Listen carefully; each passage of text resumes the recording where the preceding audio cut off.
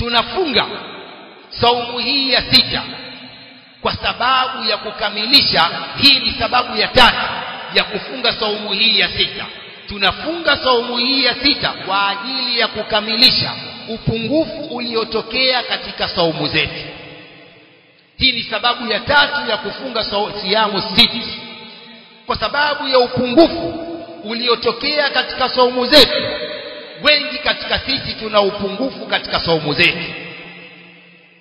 Wengine tumetoa maneno ambayo hayastahiki, wengine tumefanya vitendo ambavyo havistahiki katika siyamu.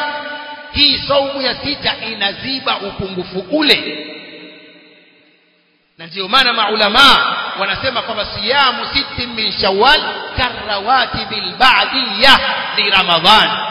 Ni rawatib ya ba'diyya ya saumu ya Ramadhan, inaziba upungufu uliotokea katika saumu zetu.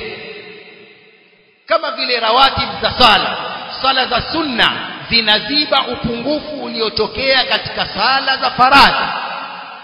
Sala za sunna hizi baadia zinaziba upungufu uliotokea katika sala za faradhi, na ndiyo saumu hii ya sittin min Shawwal inaziba upungufu uliotokea katika saumu zetu za Ramadhani.